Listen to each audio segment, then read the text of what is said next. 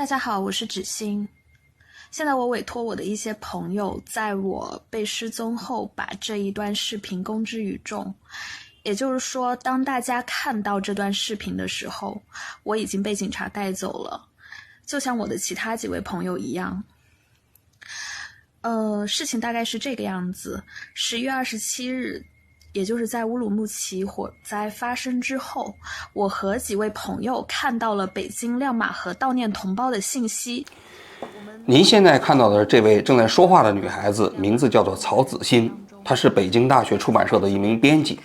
去年12月27号，她在自己老家的家中被警察带走，至今已经过去了20多天。都在当地的片区派出所待了24小时左右，而且也接受了警察的教育。警察当时已经认定我们无罪并予以释放。但是在我们以为事情即将要结束的时候，12月28日，警察陆续以刑事拘捕的名义将我们几位朋友悄无声息地带走了。他们在拘捕令上被要求签名时，罪名栏是空白的。警方也拒绝告知他们的关押地点、时间和罪名。在我录下这段视频时，我们已经有4位朋友在不被通知的情况下被上门带走，包括袁静、杨柳、登登、思琪。如今我们的母亲不得不在一片混乱的疫情当中为我们奔波，他们想知道我们为什么被带走，以及关押在什么地方。从去年12月份到现在，在北京陆陆续续已经有20多名年轻人被警方抓走。抓走他们的理由只有一个，就是发生在去年11月27号晚上北京亮马河畔的白纸运动。我们今天就来讲一讲这些被消逝的年轻人的。在这些被消逝的年轻人当中，有一名叫杨柳。杨柳是一名陕西的女孩子，早年在新加坡留学。大学毕业之后呢，在新加坡短暂的工作了一段时间。2020年，她回到了北京，一开始在一个叫真实故事计划的自媒体里工作。2021年，她经朋友介绍进入到了新京报的博洋葱栏目。博洋葱是一个人物特稿栏目，并不算是一个严格的调查性报道的栏目。我也看了这杨柳过去1年多在博洋葱栏目写的文章，说实话都是比较温和的内容，没有太激烈的内容。或许是因为早年在海外留学的经验，这杨柳比较关注女性权利，也关注这个社会中间少数群体的权利。他就认识了一个叫翟东蕊的。翟东蕊呢是北京外国语大学英美文学专业的硕士毕业生，他平时比较关注女权，写一些文章搞一些线下的活动那么他通过翟东蕊的线下活动，就认识了一批自己兴趣爱好比较相投的小姐妹。这些小姐妹就包括这秦子怡、李思琪、曹子欣，还有这个李元倩这几个小姐妹。这几个小姐妹有一个共同的特点，就基本上都到海外有过留学的经验，同时呢也比较关注女性和少数群体的权利。比如说这秦子怡，呢是清华大学2011年的法学院的毕业生，毕业之后呢去美国哥伦比亚大学读了一个社会学的硕士。毕业之后回到北京，在财新杂志做了一段时间的记者，还报道过大兴的火灾。后来呢，他想当电影导演，就去香港的庆理大学又读了一个电影学的硕士。回到北京之后呢，还没有找到合适的工作，就在一家留学的中介机构中间帮助那些申请国外留学的人改这个文书。他平时呢特别热衷参加那种志愿者的活动，在疫情期间，他就参加了一个叫海上指南针的这一个民间组织。这海上指南针是做什么的呢？就当时在全国各地很多城市都封城，一些这个血液透析的患者就联系不到医院，也联系不到车辆。他们这个组织呢，就帮助这些血液透析的患者联系车辆联系医院。这秦子怡就是这个组织的媒体联络官，平时非常非常认真做事情。这李思琪呢是伦敦大学毕业的学生，去年8月份刚回到北京，还没有找到合适的工作。而李元倩呢是普华永道的一名这个会计师。这曹子欣就是人民大学毕业的历史系的硕士生，毕业之后就去了北京大学出版社做了这个编辑他编了一套书叫做《全球通史》。今天呢，我想给大家推荐一本，我认为最适合了解全球史领域的历史著作，也就是第7版新教本斯塔夫里阿诺斯的全球通史。我想在此之前，各位读者一定听过这本书的名字。就我自己而言，这本书已经读过很多遍了。就是从中学开始，历史老师给我们推荐的第一本书就是它。就是这么一帮志趣爱好相同的小姐妹，平时凑在一起啊，吃吃饭，聊聊天啊，然后呢聊一聊自己共同的兴趣爱好。但就这么一群岁月静好的亚文化的北京的前卫青年，在11月27号这一天，命运发生了巨大的改变。在这个小姐妹中间有一个叫她们自己的约饭群，就是平时如果谁想吃饭了，在群里吆喝一声，其他人一响应，周末可能就奔到哪一个餐馆里去吃饭了。在11月27号这一天的上午，他们在群里就开始讨论乌鲁木齐的事情。大家都知道，此前的2天，乌鲁木齐因为火灾死了10个人。然后呢，在11月26号这一天，乌鲁木齐的很多老百姓就赶到了市政府门前去抗议，自发的冲到那里。所以那2天呢，乌鲁木齐的事件是全国的老百姓热议的焦点。虽然国内的媒体不见怎么报道，但是当时在推特上，包括在油管上，包括我们王居拍案当时也做了很多节目嘛。所以在国内的年轻人的群体中间，很多人都在热议这件事情。应该说不仅仅是他们自己的那个约饭群实际上当时很多其他的微信群，很多人都在议论。那么他们在议论这个过程中间，就有人提议说，我们能不能也搞一点悼念的活动呢？他们就在群里头你一言我一语的开始讨论这件事情。紧接着就有人就提议说，哎呀，微信群不安全，咱们换个地方吧。于是呢，他们就在这个 Telegram 上组建了一个群组，然后呢，每个人就拉自己的亲朋好友进到这个群，一下子这个群里头就大概有60个人左右。这一次北京抓的所有的人，几乎都是这个60人左右的 Telegram 群组里的。这李元倩就成了这个群主的这个 Telegram 的群主。到了这个 Telegram 的群组里面，大家就七嘴八舌的，实际上还是在继续讨论乌鲁木齐事件当天下午的时候呢，就有一个人发了一张海报在这里面，海报里头就讲到，希望是当天晚上27号晚上，大家到亮马河畔去聚集。其实类似的海报当时在全国各地很多地方都流行过，这是类似的自发的群众社会组织过程中间很常见。我就见过一个成都的年轻人，当时给我发过一个这个海报，其实大家都不知道这个海报是谁写的，但是就有人搞了这么一个海报发到微信群，大家传来传去。然后呢，如果你要认可这个方式，你晚上你就按照这个海报上的那个时间地点去嘛，对吧？北京的这个海报到底是谁写的，警方到现在还在查，据说还没查到。但是这个海报当时流传于许许多多的 Telegram 群里面，也包括微信群里也有人传其实那个海报的内容就是在27号晚上，大家到亮马河畔去聚集。当天晚上呢，这个杨柳就跟着自己的小姐妹呢，就一起去了亮马河畔。杨柳那天她自己带了花，然后这个李思琪呢带了这个白纸，还有一个人呢带了蜡烛。杨柳跟着自己的男朋友，她的男朋友叫林运，这次也被抓了，是一个音乐人，开酒吧的，是吧？他们2个骑着摩托车到了亮马河畔。这个摩托车呢，后来还出了事儿，就是因为当时警方大家都知道，我那天做节目的时候也讲过，就现场只许进不许出，所以他们的摩托车放在了那个区域里头。当他们晚上想离开的时候实际上摩托车已经拿不出来了后来这个杨柳去现场的时候，还叫了自己新京报的2个同事一起到了现场。到了现场之后，这李思琪不就开始发白纸吗？他们就在那搭了一个小小的祭台，祭台里头把蜡烛点着，纪念乌鲁木齐事件的死难者。但是那天在现场的时候，其实有大量的警察。这警察在现场主要做几件事情第一呢，就是对在整个活动过程中间比较扎眼的人在进行拍照，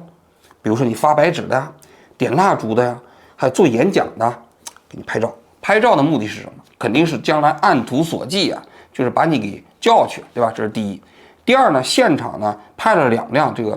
这个信号的这收集车、采集车。如果你那天你带着手机到了现场然后呢你用这个手机发了视频出去，比如说发了微信邮件或什么之类的，或者是短信这个信号采集车就可以拦截这个信号，就可以把你的手机号记录在案。这5个小姐妹呢，在现场的时候啊，后来由于人特别多，就被冲散了。后来到晚上半夜12点左右，他们才聚集在一起，后来就陆陆续续离开了现场。就我说的，这个杨柳啊和她自己的男朋友呢，由于摩托车拿不出来之后，还是骑着共享单车离开了现场。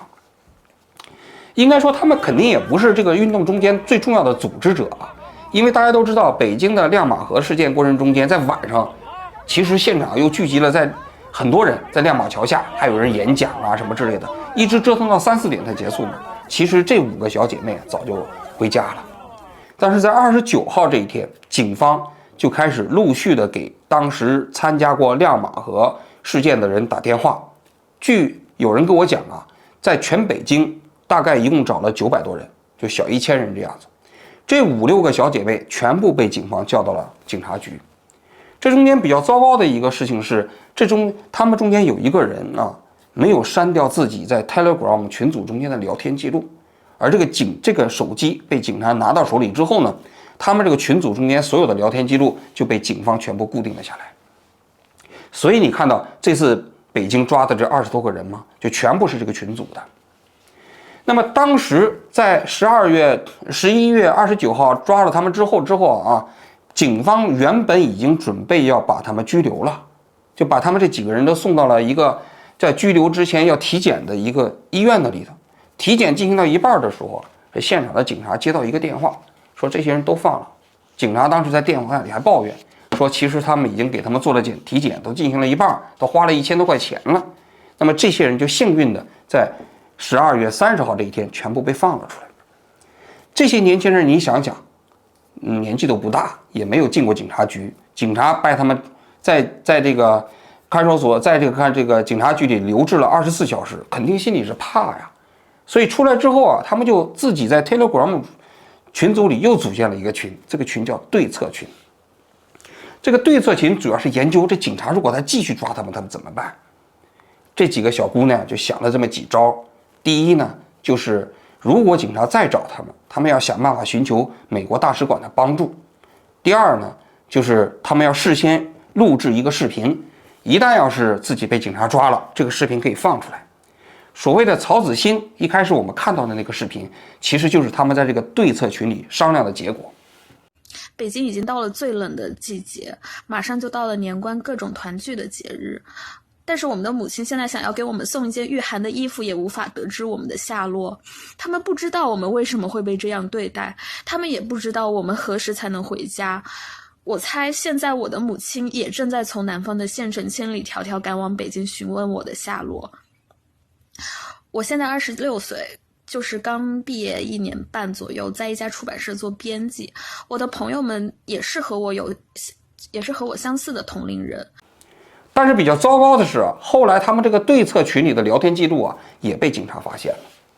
后来警察在把他们第2次抓到之后，就反复问他们说：“你们要去美国大使馆寻求帮助是什么意思啊？你们到底想让美国大使馆怎么帮助你们呢？是吧？”那么在去年的12月18号，首先是杨柳先被抓起来了，和她的自己的男朋友就林运一起都被警方带走了。紧接着后来陆陆续续的李思琪呀、李元倩呐，这几个人就都被抓了。曹子欣呢，也是在20几号被抓了。这个秦子怡啊，抓的相对比较晚，是去年的12月20几号被抓的。这个案子是据了解啊，是国安指定朝阳区的警察督办的，所以他们现在都被关押在北京市朝阳区的看守所。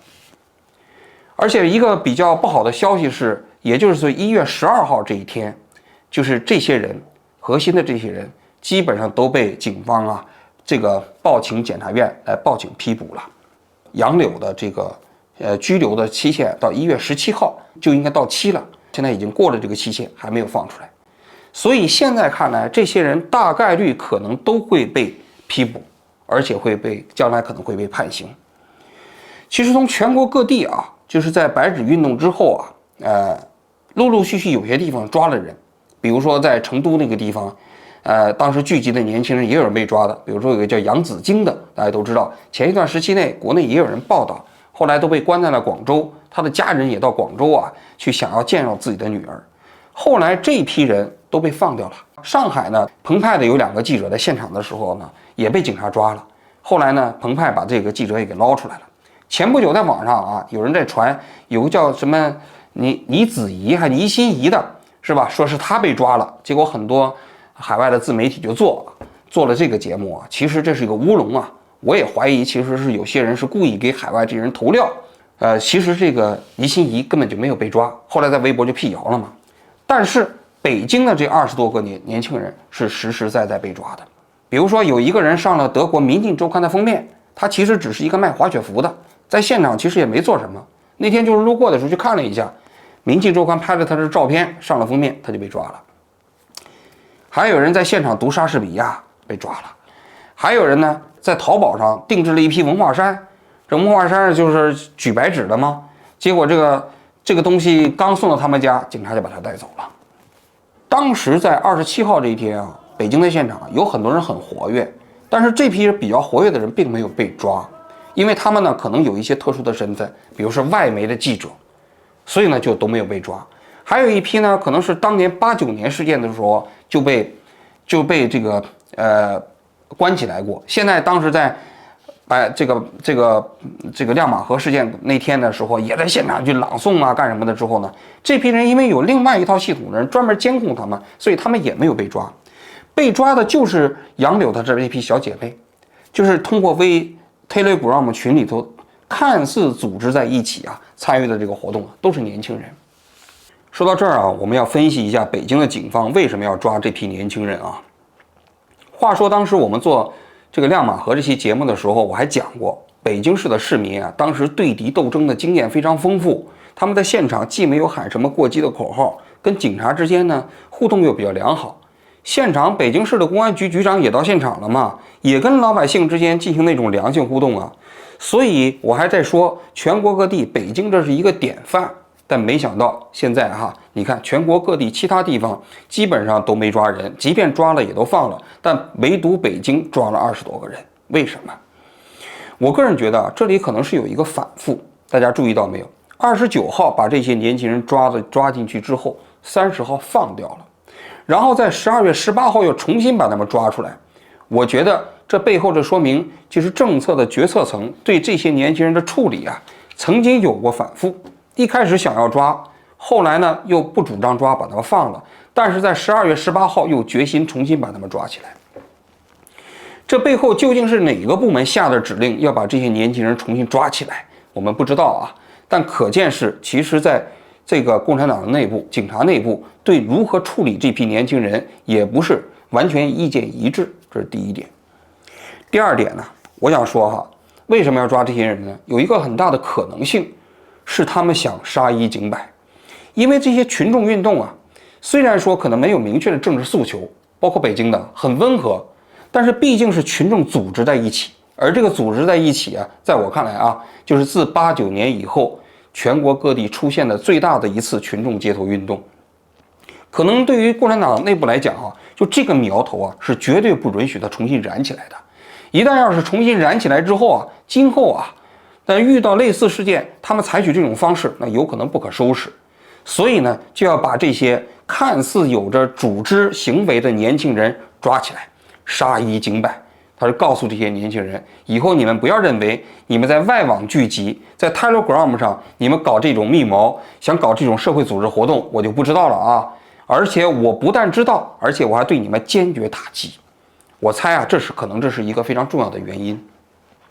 第三个方面呢，我想说呢，现在无论是国际媒体，也包括国际社会都应该千方百计的去营救这批年轻人。为什么呢？因为这批年轻人说实在的，他本身没有做错任何事情。他们的律师会见他们的时候，也得知了警方起诉他们的理由是叫扰乱公共秩序。说实在的，他们那天扰乱了什么公共秩序了不起，也就是说导致了一些交通拥堵嘛，还有什么？但是如果你要是把它定位为要求改变防疫政策，对政府提出某种要求的话，那可能也算是扰乱公共秩序，那就没办法了但即便如此，我们从一个正常的法治社会来说，他们没有做错任何事情。但是由于他们不是在白纸运动当天被抓的，所以现在这批被消失的年轻人实际上并没有引起国际媒体的广泛关注。很多人并不知道啊，国际上大多数媒体没有报道这批人呢，这就导致了这批年轻人即便被抓，将来有可能被审讯，都是在无声无息之中丧失了自己的自由。想想这些年轻人是为我们这个社会其实在发言，在发声，他甚至也是为了这一批年轻人的未来在发声。但是当他们的权利受到侵害的时候，当他们的自由被剥夺的时候，我个人觉得无论是国际社会还是我们每一个旁观者都有义务都有责任为他们呼喊。媒体能够报道的就去报道，不能报道的去转发，包括国际社会组织、人权组织也应该跟中国政府提出抗议，要求释放这批年轻人。最后我还想对中国的这个决策层来说其实这些年轻人真的不应该抓。为什么呢？他们当时提出来的诉求是什么？无非是纪念乌鲁木齐事件过程中间那些死难的普通的市民嘛，无非就是对当时中国的防疫政策提出了一些自己的看法嘛。但是要知道亮马河事件之后不久，中国的动态清零政策就取消了。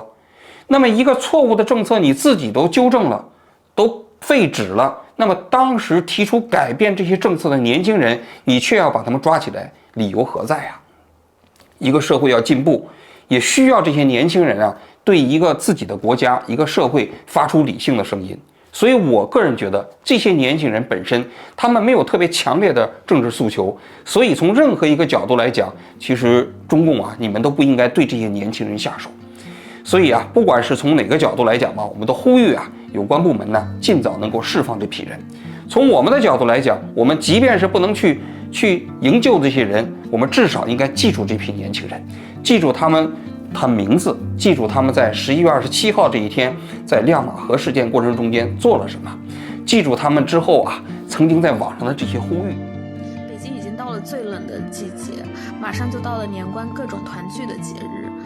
但是我们的母亲现在想要给我们送一件御寒的衣服，也无法得知我们的下落。他们不知道我们为什么会被这样对待，他们也不知道我们何时才能回家。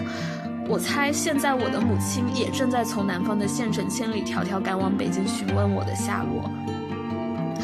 我现在26岁，就是刚毕业1年半左右，在一家出版社做编辑。我的朋友们也是和我相似的同龄人，我们都有着自己的工作，我们关注这个社会，我们的同胞遇难时也有合理的情绪想要表达，我们对失去生命的人充满同情，所以我们才去了现场。在这一场成千上万人参与的悼念活动当中，在现场我们遵守着秩序，没有和警察产生任何冲突的情况下，以及在后来把我们定性为 frustrated students protest 之后，为什么还要悄无声息地带走我们？我们是谁不得不用来交差的任务？这一场报复是为了什么？为什么要用我们这些普通青年的人生作为代价？我们不想被凭空消失，我们想知道为什么是我们会被定罪，定罪我们的证据又是什么，以及在没有罪证的前提下，为什么我们可以被这样轻易地带走？